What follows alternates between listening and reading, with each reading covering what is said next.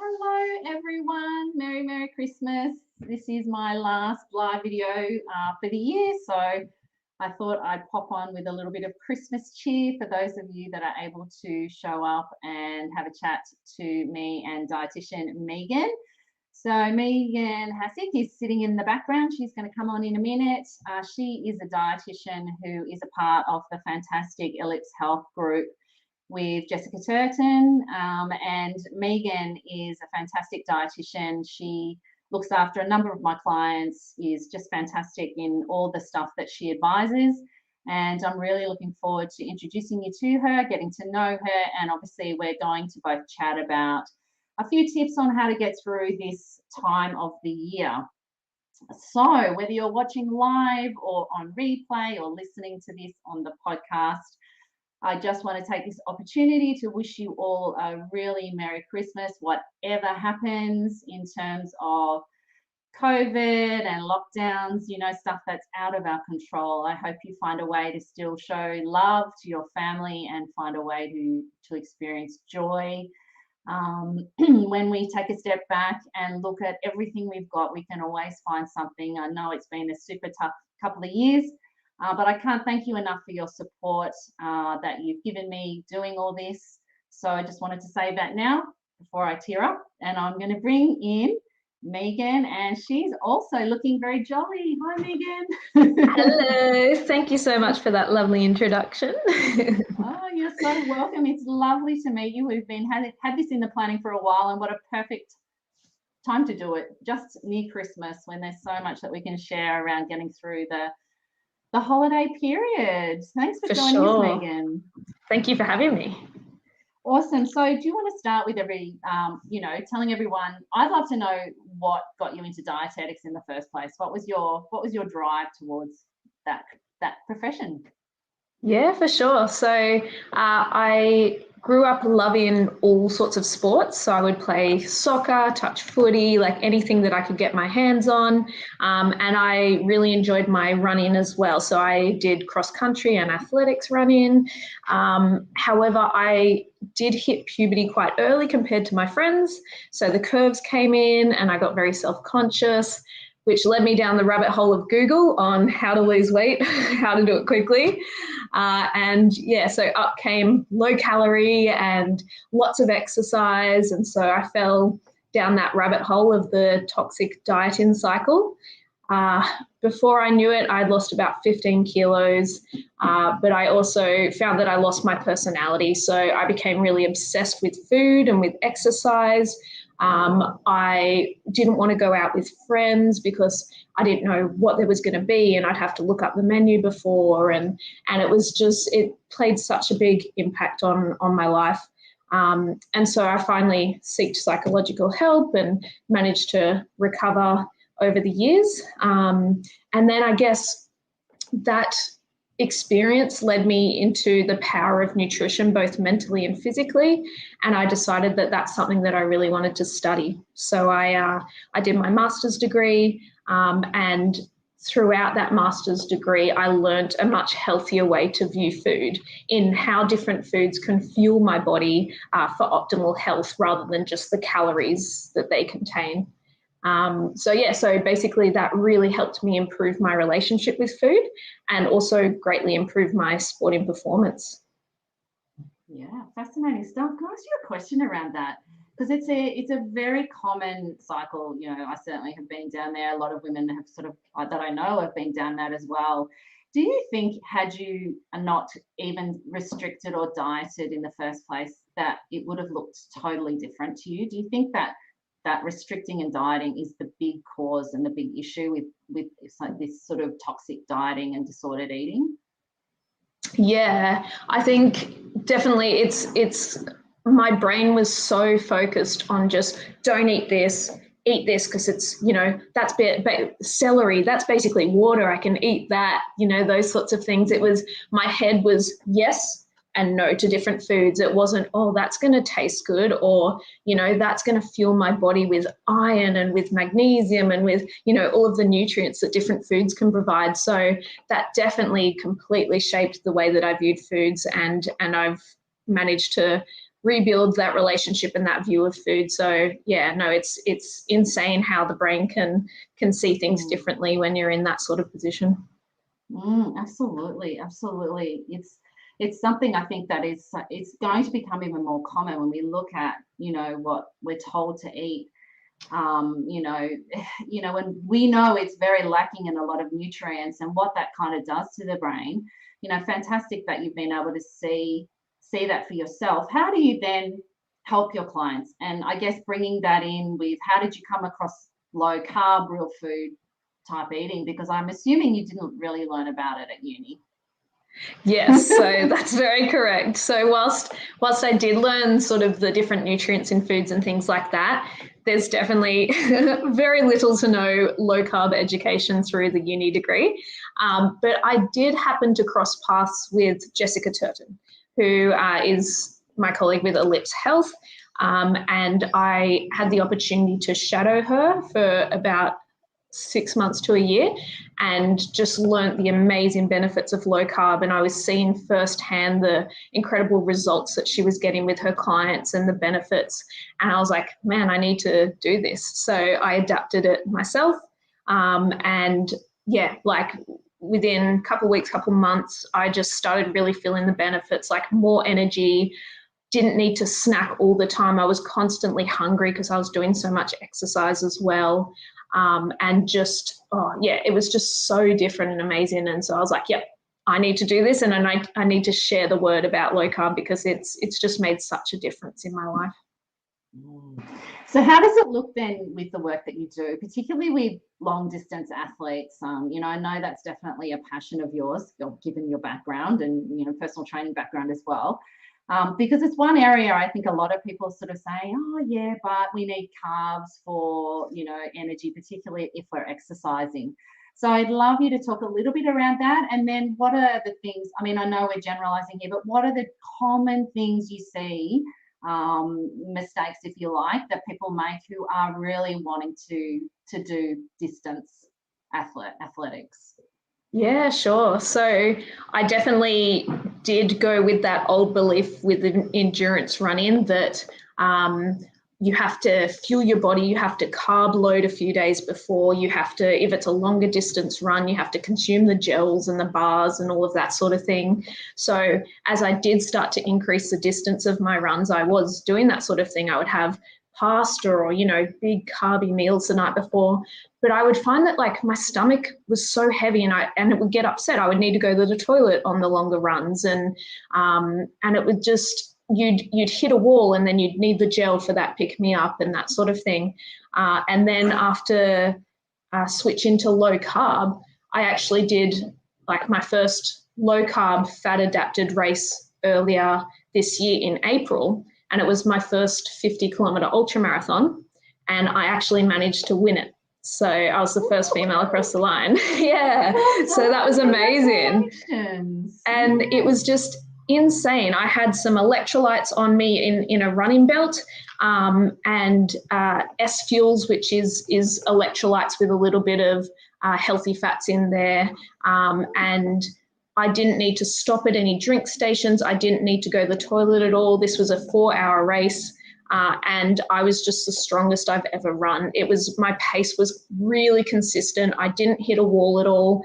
And I powered at home in the last 10Ks. So just the feeling of that was insane. And my training runs, I knew that I was going to do better because my training runs were getting a lot better with the low carbohydrate fuel instead of the high carbs. So I definitely see fat as a rocket fuel. And I see so many benefits with endurance sports and fueling your body with fat. Yeah, awesome. So how long did you give yourself to get, I mean, I know you're a bit younger than me, so not a lot of my clients are a bit older, but you know, I think there's a benefit to coming to this younger because your body just kind of switches quite quickly. But overall, how long did it take you to kind of see those benefits? And you know, if you're working with a female who's 40 plus, you know, how long overall? And as I said, I know it's just a general guide, but it takes a little bit longer, doesn't it, to adapt? Yeah, so look, everyone is so different. there's numerous factors which do affect it, such as like hormones, your bloods as well. So if you have certain nutrient deficiencies like iron, B12, vitamin D, all of those things can impact it. I think, like, to be safe, I would say a couple of months to be truly adapted. But like you can start to usually see results within a couple of weeks, but for that full adaptation, it's usually up to 6 months even for some people. So you do really have to sort of give it a really good shot. You can't have a go of it and then be like, it's not working, and give up, because your body does need time to adapt. It's been burning carbohydrates for so long. It's going to take a little bit of time for it to go, oh, we're burning fat now. Yeah, exactly. So what then, just sticking with the athletics before we move on to Christmas, but what would be, maybe, I was going to say, what are the biggest mistakes that you see, but let's change it from the other perspective. And what would be maybe like the top 3 to 5 tips you would give, people, be gender specific if you see gender specific stuff, but just people who are really wanting to, get the great performance, but also be lean, in terms of athletics. Yeah, definitely. So I would say, first off, in terms of exercise first, that a mix of exercise is so important. If all you're doing is running every single day, long distances, it's a lot of impact on the joints and on those same muscle groups. So if you mix up your training, if you throw in like cycling and some weight training, even Pilates and yoga and those sorts of things, I'm a big advocate of doing strength training as well, because the stronger you are, just like both mentally and physically, you're gonna run better. And then in terms of and prevention of injury as well, if you're using different muscle groups as well. I think another thing was that I started CrossFit a couple of months before my ultra marathon, and I think that actually helped me get quite strong, and mentally as well, mentally strong for my run. In terms of nutrition, definitely start with little changes. You can't just sort of overhaul your whole diet. So look at just switching the proportions of your meals. So rather than going from a big pasta meal straight to just a steak, you could try alternatives, like you could do bolognese on zucchini noodles, or you could still have a little bit of pasta, but increase the meat portion of that meal. So little things like that. For endurance, electrolytes become so important. So you have to make sure that you're replenishing your sodium, magnesium, potassium, hydration, lots of water as well, and having large enough meals that you're full after each meal. You don't want to be snacking all day long, and you don't want to deprive yourself, especially if you're doing endurance running. You are not going to perform at your best if you're not giving your body the fuel that it needs. So I think that's a big mistake that I think I definitely made early on, and that a lot of women can make if they're thinking, oh, but if I eat that much, I'm going to put on weight. You need to fuel your body. So fuel your body with nutritious meals. So you don't need to eat every, hour or two. You should be able to go a good few hours before your next meal. Yeah, and I think they're fabulous tips, whether you're a long distance runner or not. I mean, that's so relevant for anybody really. And I think that protein size, it's certainly something I see that, people kind of think that's the smaller part and fill the rest of it with veggies and stuff, because that's what we've been ingrained to do. But just simply switching the ratio around a little bit can get, particularly, if you're hammering your body, right, with that stress of exercise, good stress, but it needs the protein to repair, and otherwise we get injured and all this stuff happens, doesn't it? So it is really, really most important. Definitely. I think so many women are scared of meat, like chicken, fish, red meat, all of those sorts of things. Eggs, there's such a big fear around eggs. And these are the most nutritious foods on the planet. So I think, we need to sort of get that out of our head that these foods are bad, because they have the best nutrients for our body.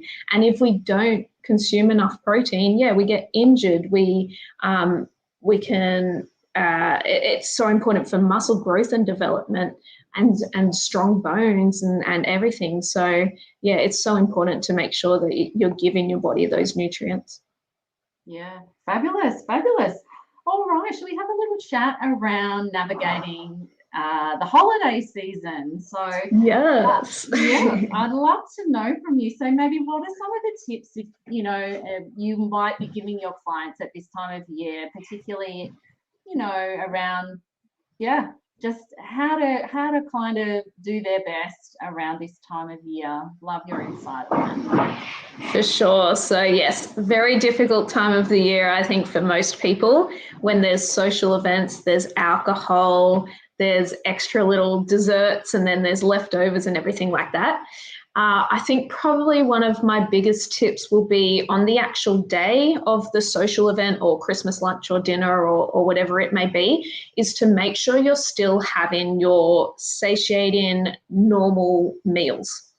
What a lot of people do is, but I've got such a big lunch or dinner coming up, so I just won't eat, or I'll just have this little thing. And then by the time that you get to that meal, you are so hungry and you end up eating 2 to 3 times as much as you would have. So like, eat your normal filling breakfast, eat your normal filling lunch if it's a dinner. Stay hydrated. I think it's going to be a hot one again this Christmas. And just be mindful with the nibbles before the meal as well. Try and stick like just a little bit of your good things like your cheese and nuts and those sorts of things, but not overdoing it. Save yourself for the main meal. Fill up on your lean meats, on your salad, vegetables, and those sorts of things. So, and try and rest and digest before dessert. If you can open presents, if you can go for a walk, if you can play some games in the yard, do something between the lunch and the dessert part, or the dinner and the dessert, and that will give time for your stomach to tell your brain, okay, I am quite full. And then if you want dessert, you can just have that little taste, or you can share it with your partner or kids, and you won't end up indulging in as much. But it's still important to have that little bit of flexibility, but fill up on the good foods and then just have that little bit of dessert. Yeah, I love those tips, particularly eating, making your normal breakfast or having something good, your normal food before you go. I think that's such a great idea, because it is that mentality normally, isn't it? Oh yeah, we're going to have so much food, so I'm just not going to eat. And then you are starving and it's just, you'll grab anything. Exactly. That was really interesting what you said about dessert too, because I think there's so many habitual patterns around the sweet. As soon as we've eaten, the habit comes in to have something sweet. And I love that, just simply saying, look, I'm going to do something else, just wait a bit, let my stomach and brain connect that, I'm full. And then, see if I do want something. And I think they're really, really good tips. So what about like for the whole season overall, like that's just Christmas Day. Is there anything, any other sort of extra sort of tips or anything up your sleeve to kind of get through it? For sure. Trying to stick to your usual exercise routine as much as possible as well, because I know social events pop up and it's easy to go, I won't go to the gym today, or I'll leave that run out, and then it becomes longer and longer without exercise, and it's a lot harder to get back into it once you've stopped. So even if it's the smallest things, like a 10-20 minute walk, like just some form of movement to keep your body active, is really important. In terms of, I think alcohol is probably a big one that people are going to wonder about over the festive season. Trying to stick, one, obviously minimize it if you can. So if you can alternate with alcohol water will help reduce your consumption. And then trying to stick to drinks that aren't very high in sugar and carbohydrates. So like your pre-mixed drinks and your cocktails are usually quite full of sugar, and they leave you feeling really bloated and icky afterwards. Sticking to things like your straight spirits, or with like some soda water, a squeeze of lemon or lime, mint, those sorts of things.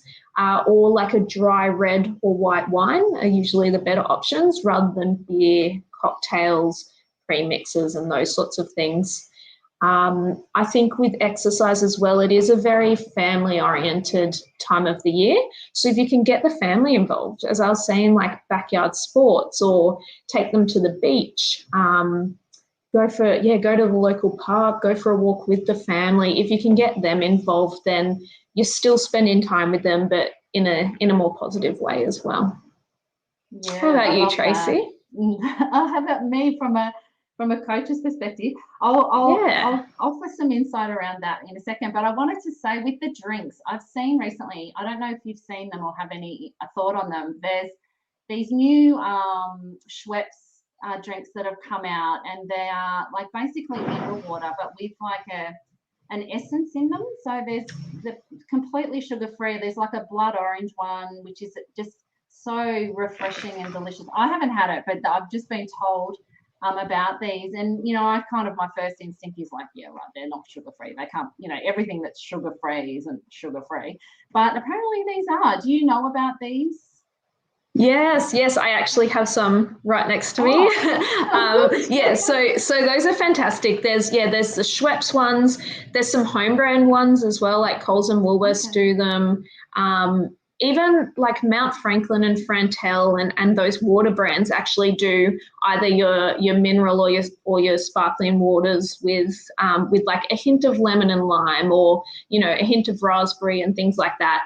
And they're a great way to stay hydrated but give you that little bit extra taste other than just water, because I know you want something refreshing, you might want some bubbles or that sort of thing. So I'm a big advocate of those ones. I think they're a very healthy choice, like the next step above your diet soft drinks and things like that, because a lot of those still have some nasty chemicals in there, whereas these waters are fantastic. So they would be sort of my number one pick to stay hydrated. Yeah, well, just on that theme quickly too, I'd love to ask your thoughts on kombucha, because I've seen some clients, I think it's got a bit of a healthy halo on it, but I have seen clients that it's really spiked their blood sugar when they've had it. I think maybe it's more sugary than we like to think. Yeah, so there's definitely a lot of brands have brought out some kombuchas now, and they certainly vary in their sugar content. So it's definitely worth reading the label on all of the kombuchas that you look at.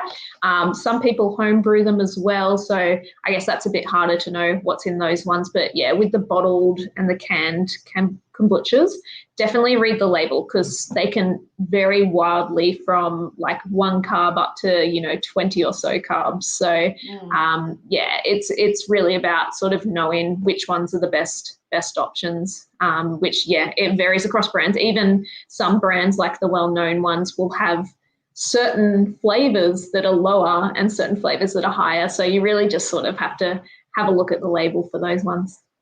Yeah, awesome tips.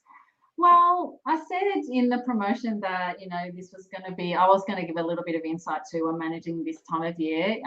So thank you for asking me, just from a coach's perspective. So I think, for me, I think it's the fact that this time of year, there's so many traditions and culture and family and cultural habits and rituals. And I think because we only really have it once a year, it's something that we only really confront once a year. So for a lot of us, it means, particularly if we're new to low carb, so say it's only very new to us, it's going to be quite uncomfortable to want to look at changing some of the habits that we have always done. So I think, first of all, knowing that, accepting that's going to be probably uncomfortable. If you're looking to change anything you've always done, it's going to be uncomfortable. It's going to feel different. But, don't let that stop you. I think the biggest issue with this time of year is when we let one day become 3 months. Like there's always the lead up and the parties. And then, of course, we've got the day. And then we're so tired on Boxing Day and there's the leftovers. And then we keep going. And then there's New Year. And, it just... Yeah, and then of course we say to ourselves, okay, New Year's Eve, right, New Year's Day, we're going to start the diet. Definitely.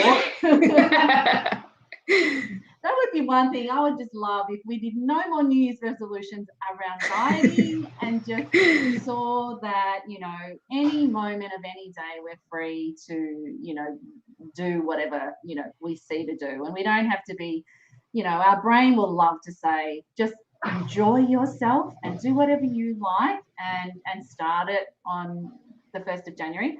But, you know, why not challenge yourself this year to try something new? And look, it's not a failure. It's not, you know, if you do end up eating stuff you don't want to eat, that says nothing about you. It's simply that there's some ingrained habits that you need addressing. And that's it. And, you know, when you are ready to address those, you will address them. And I think, yeah, as I said, just knowing there's more choice, accepting the discomfort, trying to take it one day at a time. Just because we've always done it in a certain way doesn't mean it always will you have to do it in that way all the time. And if you are present, as in physically present in each day, and your mind isn't, you know, this time of year we're so overwhelmed, usually thinking about all the things we've got to do and, you know, ruminating on choices we might have to make in a week's time. Well, you know, if we're actually present, we're going to know what choices to make. I think we do ourselves a disservice if we exhaust ourselves by not focusing on the present moment. And that way too, whatever happens on one day, you know, well, that's one day.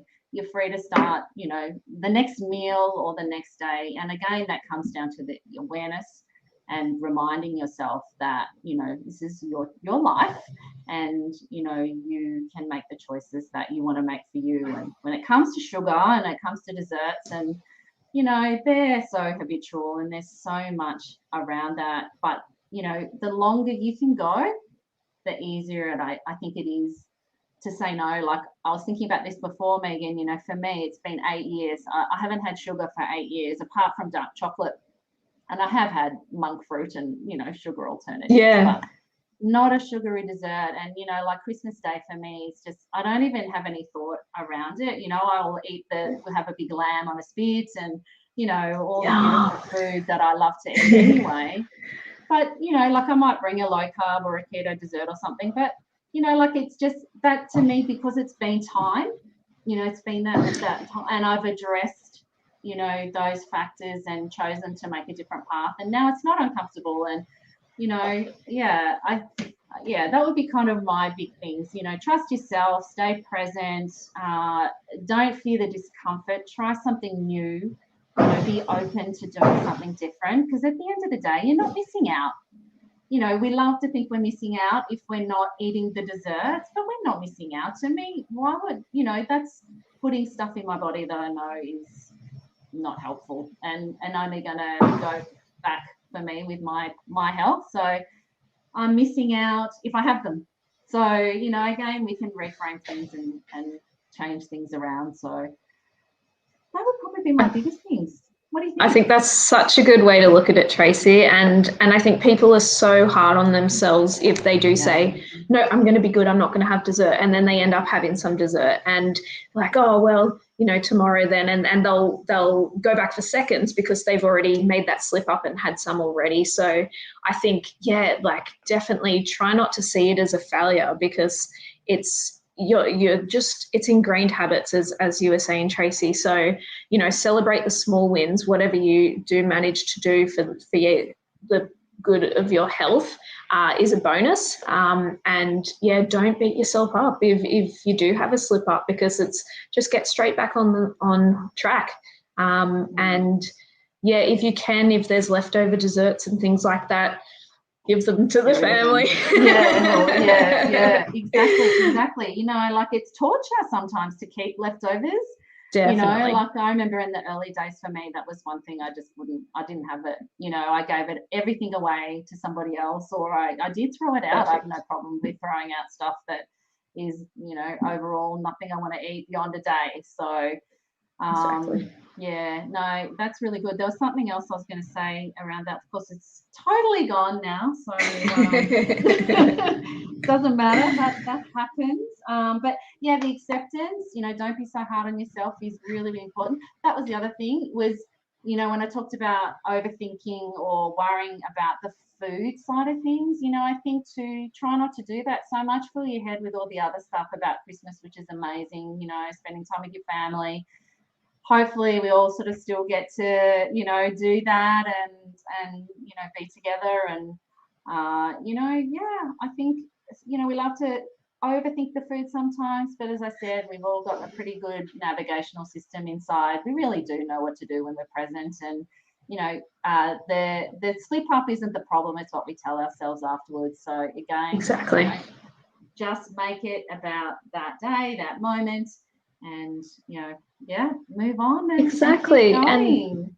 yeah, and it is all about family. So, you know, if your family's aware of your health goals, they're going to support you. They're not going to be annoyed that you didn't have some of the pavlova or that sort of thing. So, like, yeah, it's about family. It's not about the food. It's about celebrating. So, yeah, I think definitely rather than being worried, you know, what people will think of you if you don't drink or if you don't have dessert, just be proud of yourself for stepping out of that comfort zone, and know that there will be people that will support you on it, because that's what this time of year is all about, love and support. Beautiful. I love it. I love it. Oh, well, that's a really nice way to end. I haven't really had just nice comments, no real questions. I'll give people a couple of minutes if anyone has a question for Megan they want to quickly throw in there. But, you know, maybe Megan, while we're wrapping up, just anything else that you'd like to add in terms of any of the discussion points that we've had tonight, or any final words of wisdom? I put you on the spot, sorry. No, that's okay. I think definitely on your point of New Year's resolutions is coming up with some that aren't revolved around weight or those sorts of things. So for myself, I always set myself the New Year's resolution that I'm going to continue my monthly massage.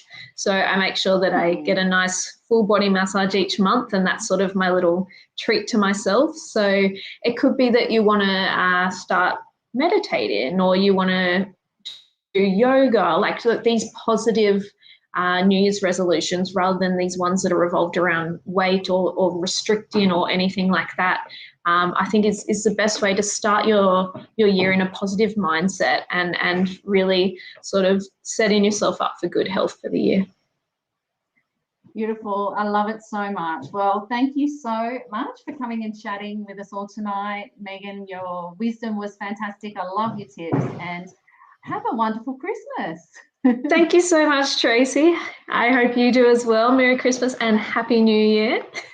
Thank you, darling, and we'll see you in 2022. It sounds so futuristic, doesn't it? Can't wait. Bye, everyone. Bye. Merry Christmas, guys.